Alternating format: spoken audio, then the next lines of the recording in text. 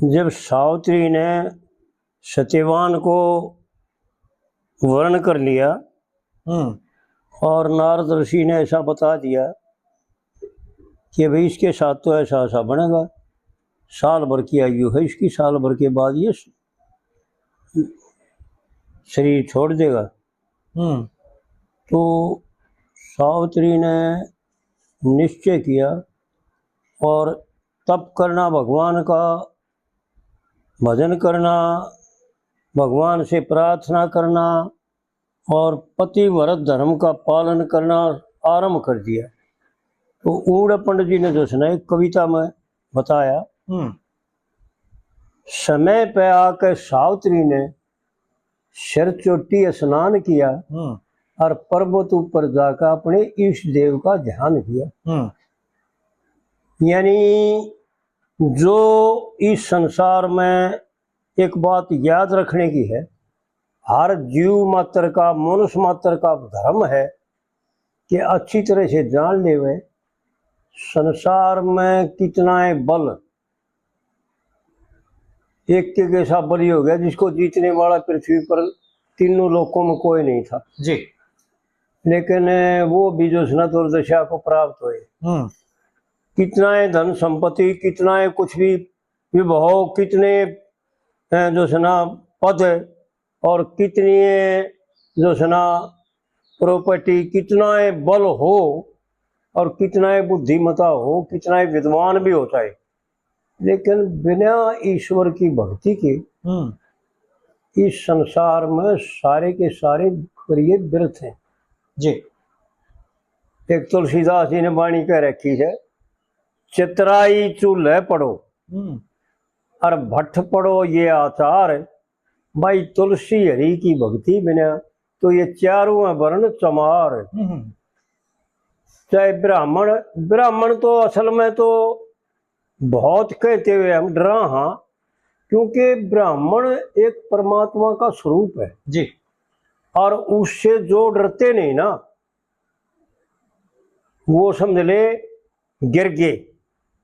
जो ब्राह्मण से, गौ से और पीपल के वृक्ष से, पतिव्रता स्त्री से और सत्य को धारण करने वाले से और संसार के कल्याण के लिए, जीव मात्र के कल्याण के लिए दान देने वाले दानी से जो नहीं डरता वो समझ ले अधपतन में जाएगा जी, वो बच नहीं सकता। चाहे ब्राह्मण कैसा ही भी हो फिर भी वो आदरणीय है। लेकिन असलियत में क्या है कि मैंने कल परसों की बात है, वो त्रिपाठी साहब से प्रश्न भी किए थे ये, क्योंकि मैंने देखा था, महाभारत में भी देखा और एक उपनिषद में देखा, उसमें लिखा था कि जो वर्ण आश्रम धर्म का पालन नहीं करता, वर्ण आश्रम और जहाँ जिस कुल में पैदा हो वो वर्ण आश्रम जी जी, उसका पालन नहीं करता, वो एक तो पशु होता है। पहले तो उसको कहते हैं पशु। दूसरे वो कर्म से वर्ण संकर है, कर्म से, चाहे ब्राह्मण भी हो वो वर्ण संकर, यानी चांडाल है और पापमय, ठीक है, कोई भी होता है। दूसरी बात ये है कि जो एक बात जिनके दिल में बैठी हुई है, बड़ी मार्मिक बातें बता रखी शास्त्रकारों ने, बड़ी अछाड़ पछाड़ करके बातें बता रखी, भाई ऐसा ना हो तो ऐसा हो तो जी। तो वहां पर यूं लिखा कि भाई ब्राह्मण की बात बताओ, ब्राह्मण तो यानी सब सृष्टि का मालिक है और जगत गुरु है। तो उसमें लिखा कि ब्राह्मण अगर वेद ना पढ़ रहा हो कोई बात नहीं, वेद पढ़ रहा हो तो बहुत अच्छा, क्योंकि ब्राह्मण का कर्म है वेद पढ़ना और उनको दूसरों को भी समझाना, पढ़ाना और यज्ञ करना, क्योंकि यज्ञ ईश्वर का स्वरूप है जी, और यज्ञ ईश्वर की पूजा है और ये ब्राह्मणों का कर्म है, किसी दूसरे का कर्म नहीं जी।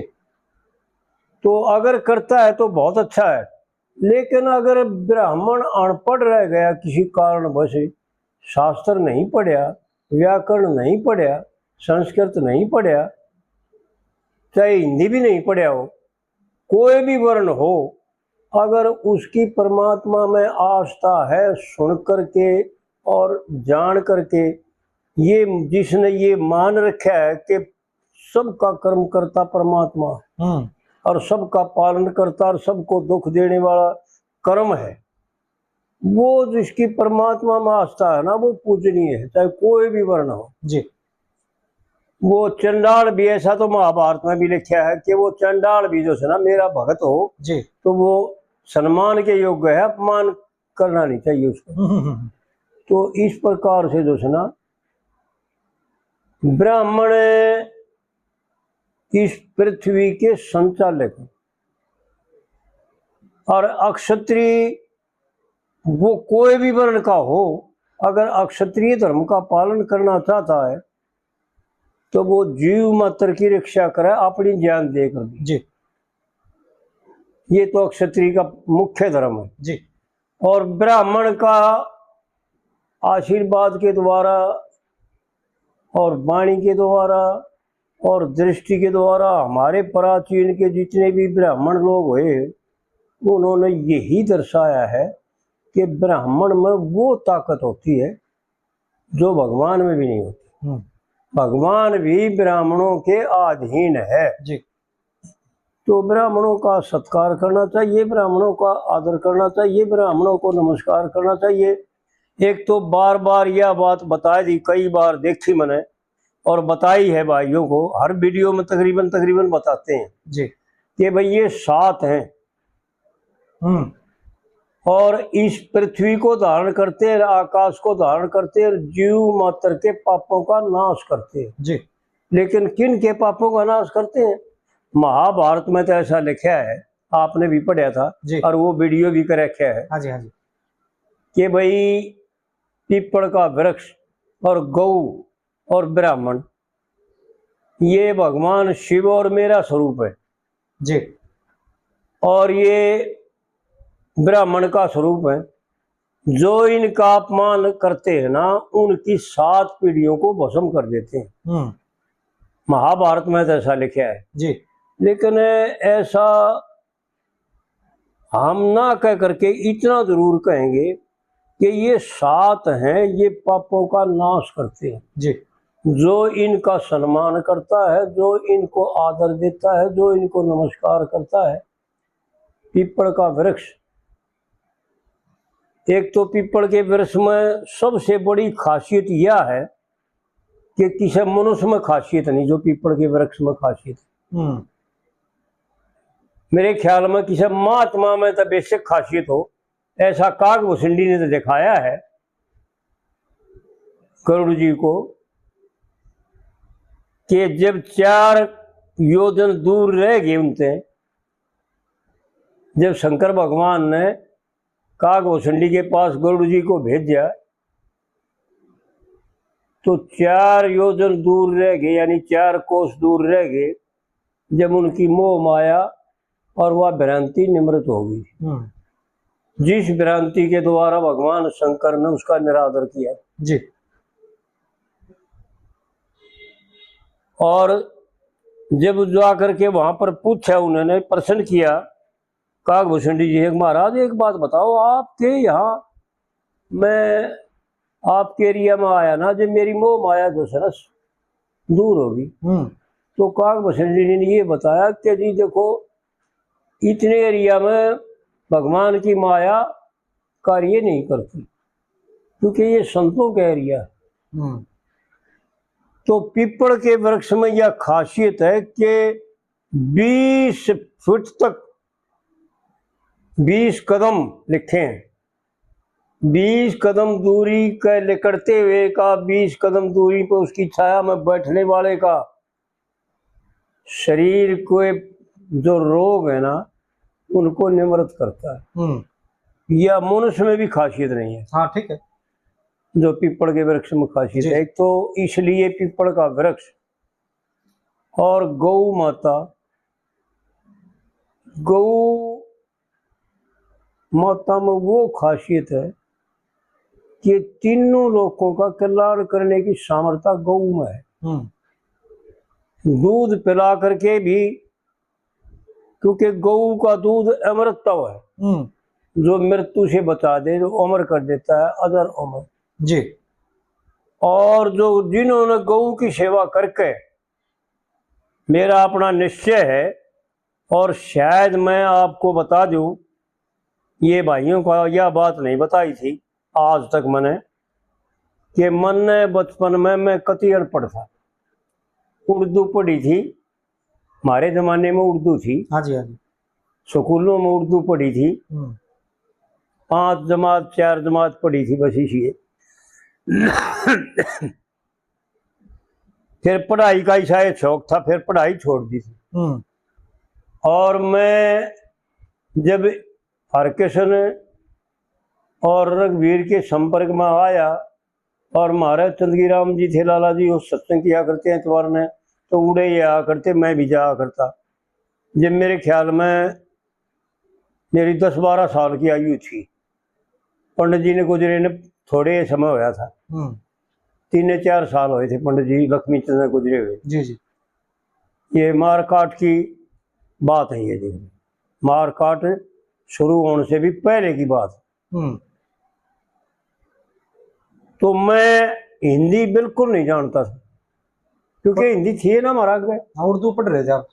उर्दू पढ़ी थी वह 5-4 जमात, और वह भूल भाल के फिर, जी जी। क्योंकि वह भूलने का कारण बना हिंदी पढ़ाई और संस्कृत की पढ़ाई, जो शास्त्रों का अध्ययन किया। मन ने एक गऊ की सेवा करी थी, एक बैल था बूढ़ा। ये भाइयों को बताना चाहता हूं मैं कि गऊ में क्या खासियत है, और उनकी सेवा करने से एक महात्मा था मेरे संपर्क में, वो योगी पुरुष था, अन्न नहीं खाया करता वो। अच्छा। साग या क्यों क्या है का साग, नीम के पत्ते काचे काचे तोड़ो, क्या है कि ऊपर काची काची तोड़ो, उसका साग बनाओ, नून मिर्च घेरो और वो खा लिया अपना। या घिया तोरी जो सब्जी किसी ने दे दी वो खा ली रात कर, और मिर्च नहीं गिरते थे, नमक गिरते थे, और दूध की चाय वगैरह पी लेते थे, दूध कोई दे देता दूध पी लेते थे, लेकिन अन्न नहीं खाते थे। और उनकी जो जटाएं थी ना, वो इतनी लंबी थी कि जब खड़े होते ना खोल करके, तो तड़े के सड़ जाया करती 2-3 हाथ, और सिर पर इतना भारे मड़ासा मारे रहा करते हुए। मैं उसकी सेवा कराया करता, उसको सब्जी ला के दे देता जंगल में, तो फल फूल तोड़ कर, किधर घिया मिल गई, किधर तोरी मिल गई, किधर बैंगन मिल गए, इस तरह। और या कुछ भी ना मिले तो पौड़ चौड़ाइए पहले बहुत होया करते, हाँ जी हाँ जी, ये तोड़ लिया करता मैं। एक तो उस साधु की सेवा करी थी, उसने तो मेरे को यूं कहा था, आशीर्वाद दिया था कि भाई तू बहुत कुछ प्राप्त करेगा। और मैंने उस बैल की सेवा करी, एक बूढ़ा बैल था, और वो किसी ने नाथ नूथ काट कर छोड़ रखा था। मैं उसको नहवाता और उस पर खुरेरा फेरता, और उसको न्यार दोनों वक्ता न्यार धरता, जंगल में ते लिया के घास काट के गठड़ी बांध के लेता, और वो उसको दोनों वक्ता 2 गठड़ी रहता, दोनों वक्ता उसको छिकाते जी। ये मैंने कई महीने करे, और फिर यार खेता में कम रह गए तो मैं किसी से ले आता, यार कोई नहीं नाटता मैंने, क्योंकि वो सब मेरे को नहीं जान के भाई यो अपनी खातर नहीं ले जाता, कुछ बड़ा दागा रहेगा। और जब हमारे घर के जो थे ना, वो भी इस बात से नहीं नाटते कि पैया आध सिर चून देते या भाई खड़ बिनौड़े कुछ भी दे, जो मेरा खाप डांगरा के थे वो मैं उसका आगे मिला के धर देता और वो छक लेता था जी। तो उनकी वजह से मेरे को ये मिला कि मैं हिंदी तो अच्छी तरह से पढ़ने लग गया, और शास्त्रों का अध्ययन हिंदी पढ़े हुए को इतना ज्ञान हुआ कि संस्कृत और अंग्रेजी की भी भाषा मेरी समझ में आने लगी। ये तो मैंने ज़्यादा गौर नहीं करी, फिर यूं समझ कर छोड़ दिया था, बल्कि हमारे महाराज जी और हरकिशन जी ने बोले बस इतना ही बतेरा, अच्छा। तूने ये जान लिया ना कि परमात्मा क्या है। इन शास्त्रों के द्वारा इतना ही जानना है कि परमात्मा क्या है और कहाँ रहता है और क्या करता है जी।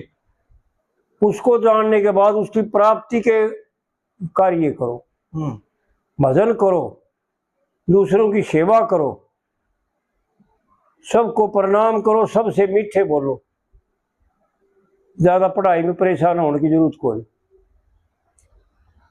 नहीं। तो मैं यहाँ तक बात कह दी थी उसने हरकिशन जी ने कि तेरे को संस्कृत का माहर बना दूंगा, तेरे अंदर वो बुद्धि है।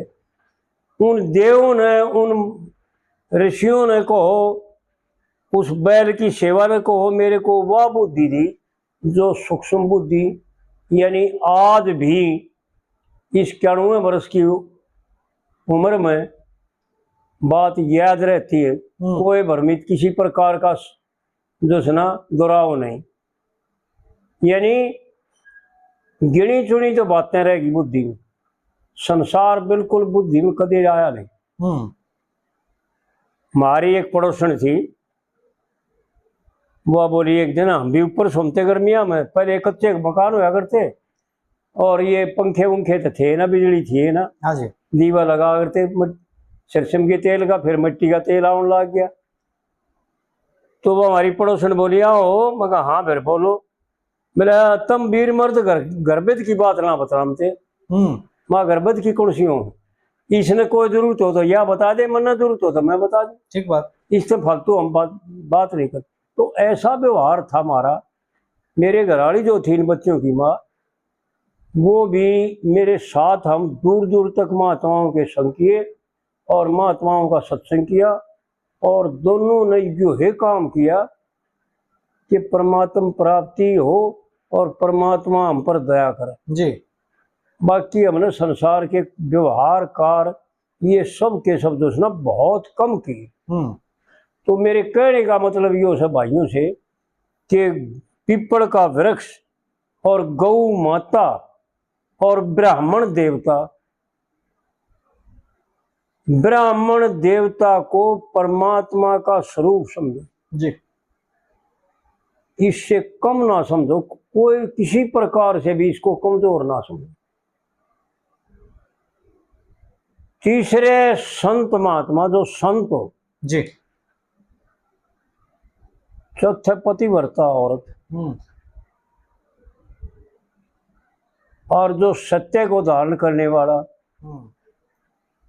और संसार के हित के लिए, जीव मात्र के कल्याण के लिए दान देने वाला जी। ये सातों के सातों पृथ्वी को धारण करते और संसार के पापों का नाश करते हैं जी। क्योंकि एक तो इनमें क्या खासियत होती है कि सातों के सातों मार्गदर्शक होते हैं। सबको यूं दिखाते हैं कि भाई तुम भी पूज्य बनो, तुम भी इनके से बनो, तुम भी इनके से बनो, इनका आचरण देख करके जी। और ऐसा गीता में भगवान ने बताया भी अर्जुन को कि भाई मैं इसलिए काम करता हूं कि ये मनुष्य जो है ना मेरे को देख करके निकम्मे ना हो। क्योंकि जो महापुरुष, जो बड़े पुरुष काम करते हैं ना, वो दूसरे लोग भी उन्हीं का अनुसरण करते हैं। ठीक बात। तो इस प्रकार से जो है ना ये सातों ये संसार को यूं दिखाते हैं कि कल्याण का मार्ग कौन सा है और सुखी रहने का मार्ग कौन सा है और दुखी होने का मार्ग कौन सा है।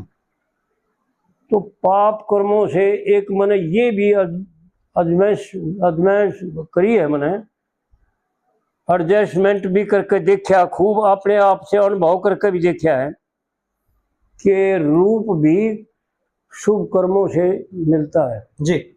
और करूप भी खोटे कर्मों से मिलता है। ठीक है। और जितने भी दुख हैं, बीमारी वगैरह कुछ भी हो शरीर में, या मानसिक दिक्कतें हो या किसी भी प्रकार की दिक्कत हो, वो कर्मों के द्वारा उत्पन्न होती है, ना कि वैसे आकाश से पड़ती। जी जी। और कोई दूसरा कारण नहीं।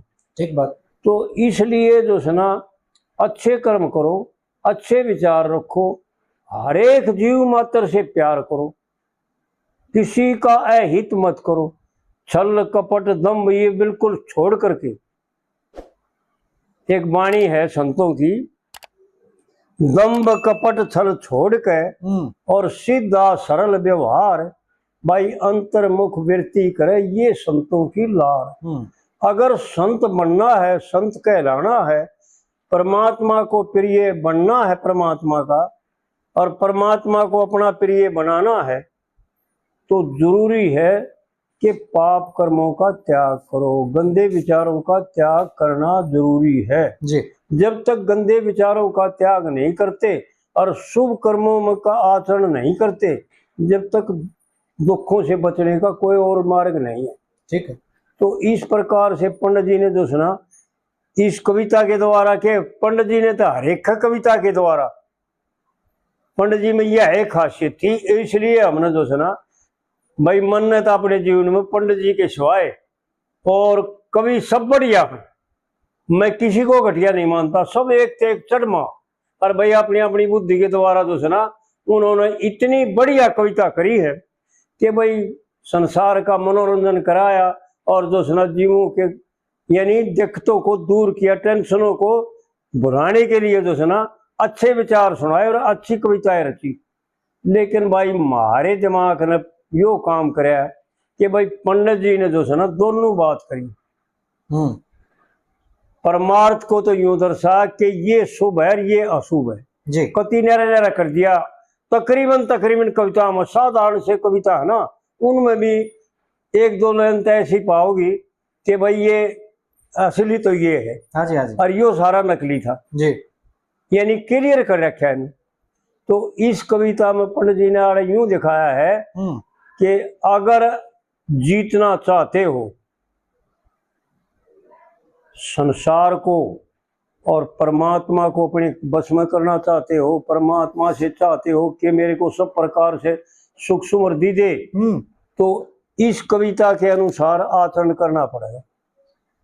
समय पे आके सावित्री ने सिर चोटी स्नान किया जी। और पर्वत ऊपर जाकर अपने इष्ट देव का ध्यान किया, ब्राह्मणों से करा हवन लिया और इष्ट देव से वरदान लिया, मात पिता से आशीष ली। एक एक बात अनमोल है, एक एक बात की कीमत नहीं है जी। जो पंडित जी ने इस कविता में जया कली भरी है ना, इसकी कीमत नहीं। ब्राह्मणों से करा हवन लिया और इष्ट देव से वरदान लिया, मात पिता से आशीष लिया और सबका आदर मान किया जी। इस पर्वत ऊपर जाकर अपने इष्ट देव का ध्यान किया। और फिर दूसरी कली में पंडित जी ने यूं बताया, मारा इष्ट देव की पाक है और अपने पिता की जड़ में जाके, और लज्जित सी हो बैठ की आसन लाके मुख से नहीं बयान किया। वो पंडित जी की बातें बड़ी मार्मिक है लेकिन समझ से बाहर की। लोग यूं समझते वो मुंह तो बोली कौन है, ऐसा नहीं था। जिनकी लगन लग जाती है ना वो मुंह से कुछ नहीं कहती। सावित्री ने उस समय ये दिखाया हमारे को भी और अपने पिता को भी कि मैं जो सना परमात्मा के सिवाय और कुछ भी देखना नहीं चाहती, कुछ कहना नहीं चाहती। ठीक बात। इस देव की माला पाक है और अपने पिता की जड़ में जाक है, और लज्जित सी बैठ की आसन लाक है, मुख से नहीं बयान किया। ऐसा है ना जी, मुख से नहीं बयान किया और पर्वत ऊपर जाकर अपने इष्ट देव का ध्यान किया। और फिर तीसरी कली में यूं बताया, पिता पुत्री को देख जवान देख के, पिता पुत्री को जवान देख के देख और सोचन लग गया जतन अनेक, भाई मिटती नहीं मिटाई रेख, मिटती नहीं मिटाई रेख, रेख ऊंच ऊंच नीच का ध्यान किया। पर्वत ऊपर जाकर अपने इष्ट देव का ध्यान किया। और फिर पंडित जी ने चौथी कड़ी जो है ना ऐसी बताई कि परमात्मा क्या करते हैं, उनका परमात्मा क्या करते हैं, जो केवल परमात्मा की शरण में है, केवल परमात्मा से चाहते हैं, बंदों से कुछ नहीं चाहते जी। जो न्यों देखते हैं भाई यो है बेचारा दुखी से तन्ने खड़े देगा। महाराज चंद की राम जी कहा करते हैं, बहुत गजब की बात कहा करते, भाई देखो तुम गलत सो, संसार के पास जो कुछ है ना वो देने से इनकार नहीं करता, चाहे आधी रात ने ठा के ले ले उन दौरे, पर उनके दौरे तो टट्टी है भाई, ठीक है, वो टट्टी ने तो नाटक हो रहा, कद्दे ले लो बदबू है उनके दौरे, टट्टी है उसको देख लो, तुम चाहिए तो ले लो, कितनी देंगे, वो नाटक हो नहीं। लेकिन खुशबू तो केवल संत ही दे सकते, ठीक है। तो इस प्रकार से पंडित जी ने यूं बता कि परमात्मा क्या देते हैं। लक्ष्मी चंद्र ढंग जवानी कैसा, और दूसरा नहीं था इस सैनी कैसा, यानी इस औरत के मुकाबले में दूसरा और कोई नहीं था, ऐसी पतिव्रता और ऐसी तपस्विनी सावित्री के मुकाबले में कोई हुई है जी। लक्ष्मी चंद्र ढंग जवानी कैसा, दूसरा नहीं था इस सैनी कैसा, और सुंदर रूप भवानी कैसा, तने त्रिलोकी भगवान दिया। आड़त लिख रखा किया, लेकिन किया नहीं दिया। हाँ, सुंदर रूप भवानी कैसा, तने त्रिलोकी भगवान दिया, और पर्वत ऊपर जाकर अपने इस देव का ध्यान किया। तो आड़े पंडित जी ने उपसंहार में इस कली में यूं दिखा दिया कि जो परमात्मा की शरण में चले गए उनको क्या मिलता है, कैसा मिलता है, वो मिलता है जो संसार से निराला, किसी के पास नहीं, वो उनके पास है, ऐसा दिखा दिया पंडित जी ने जी। ऐसा निश्चयात्मिक बनाने के लिए आखिरी की उपसंहार की कली में यूं दिखा दिया कि परमात्मा ने उसको क्या दिया था सावित्री। तो इस प्रकार से जो है ना पंडित जी की बातें बड़ी निराली हैं। जी जी।